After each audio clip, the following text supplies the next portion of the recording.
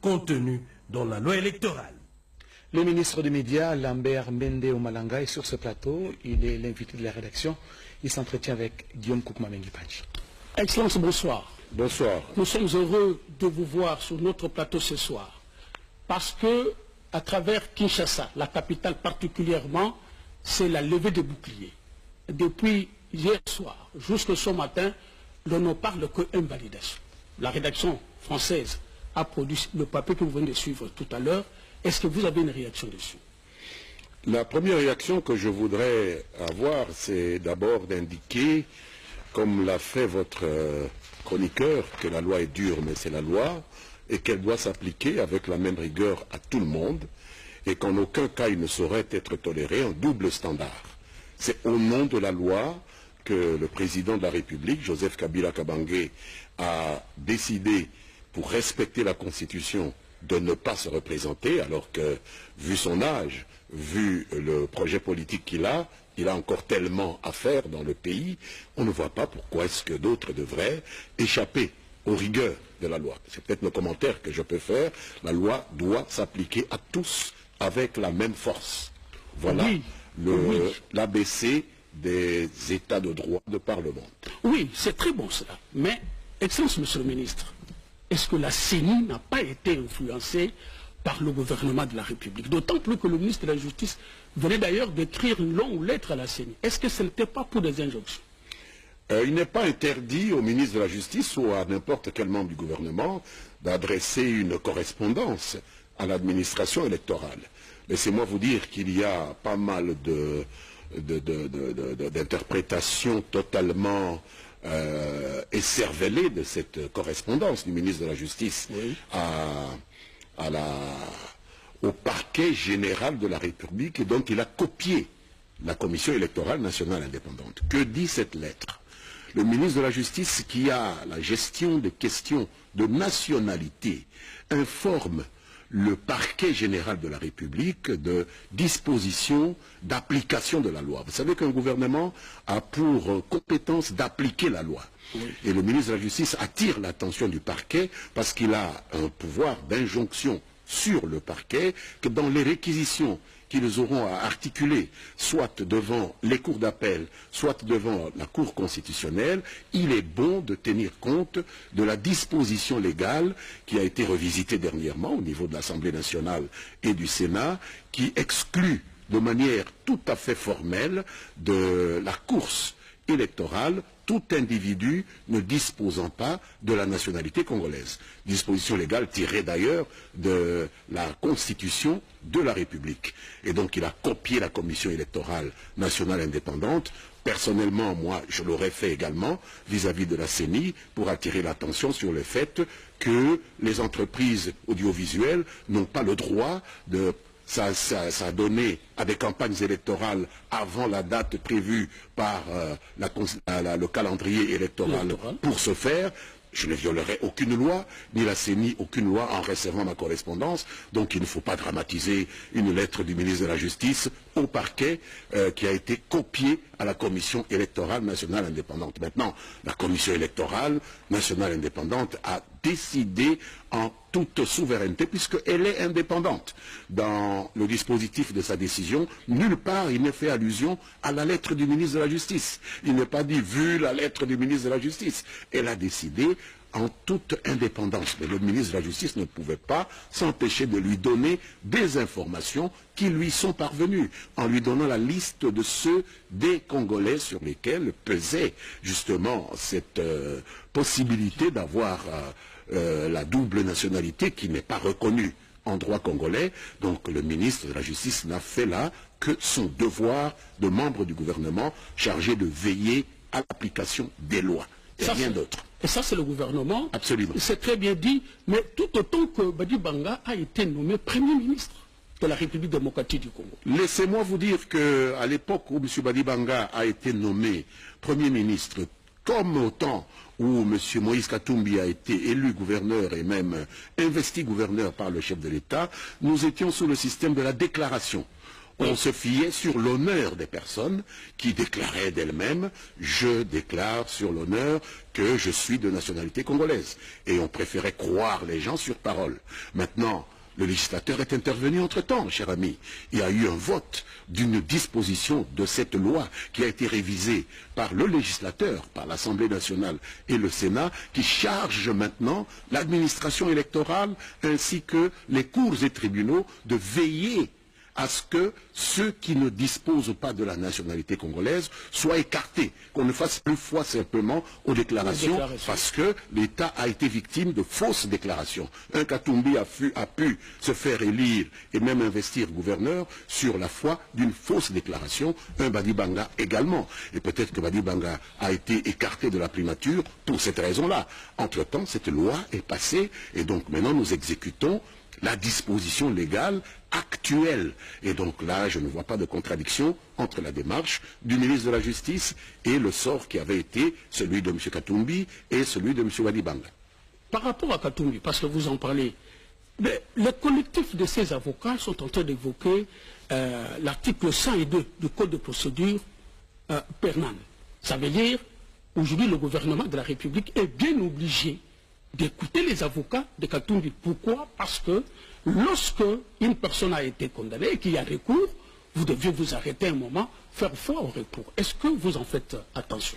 Les avocats de M. Katumbi, pour lesquels j'ai le plus grand respect, parce que parmi eux figure une personne que j'ai appris à connaître, dont j'ai toujours apprécié l'intégrité, Maître Mukendi, m'ont étonné dans cette démarche qui a été la leur, qui a été une démarche caractérisée par une certaine légèreté, une lecture sélective du Code de procédure pénale. Parler de disposition de l'article 102 qui prévoit la suspension des mesures d'emprisonnement lorsqu'une personne a été condamnée et a introduit une voie de recours et faire semblant qu'il n'existe aucune autre disposition faisant exception à celle-là, c'est de la malhonnêteté. Je ne peux pas accuser Maître Mukendi d'ignorance. C'est un homme qui a la manie de manipuler les textes de droit, qui connaît très bien sa science juridique. Donc il ne pouvait pas ne pas connaître cela. Il faut qu'il ait pris les Congolais pour des idiots, pour simplement s'arrêter à la lecture du Code de procédure pénale en son article 102 et ignorer de manière délibérée l'article 103 qui prévoit justement l'exception au cas où la personne qui a été condamnée était soit en état d'arrestation au moment où la condamnation a été prononcée, soit que cette personne a été condamnée avec l'incise d'une arrestation immédiate. C'est le cas pour M. Katumbi. On l'a condamné à 3 ans de servitude pénale avec arrestation immédiate. Dans ce cas, dit l'article 103, la disposition qui suspend l'exécution de la mesure de mise en détention n'est pas d'application, nonobstant tous les appels que vous pouvez introduire. Et Maître Mukendi le savait, il croyait que les Congolais ne lisent pas le Code de procédure pénale, et il a aujourd'hui la réputation d'une personne qui peut raconter n'importe quoi pour rendre service à un client, et ce n'est pas très correct. Ce n'est pas très correct. Mais nous allons revenir un peu pour Jean-Pierre Bemba Gombo. Lui aussi a été invalidé. Excellence, Monsieur le ministre, est-ce que les arguments de la CENI sont repris dans la loi de la République démocratique du Congo, ou c'est simplement cette lettre-là du gouvernement qui va vers la CENI qui fait qu'en sorte que Jean-Pierre Bemba Gombo soit traité de cette façon-là, c'est-à-dire avec facilité, avec envie de ne pas le voir comme candidat? Je voudrais d'abord dire qu'il y a un amalgame dans cette interprétation de la lettre du ministre de la Justice, garde des Sceaux, au parquet, avec ampliation à la Commission électorale nationale indépendante. Il n'a jamais été question dans cette correspondance de subordination des témoins, de la notion de corruption, etc. Il n'a été question que de transmettre une liste de personnalités qui disposaient de la nationalité étrangère et qui, de ce fait, ne pouvaient pas invoquer le fait qu'elles étaient congolaises. Point barre, il n'y avait rien d'autre.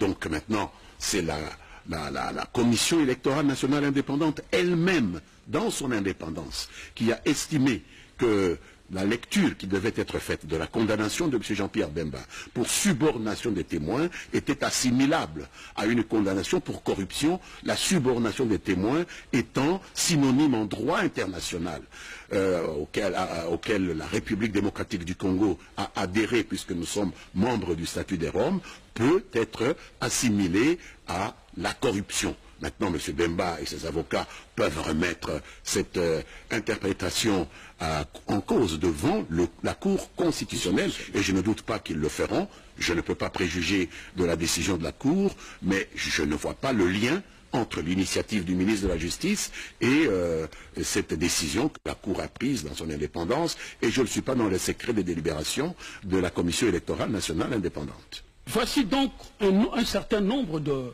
poids lourds de l'opposition écartés.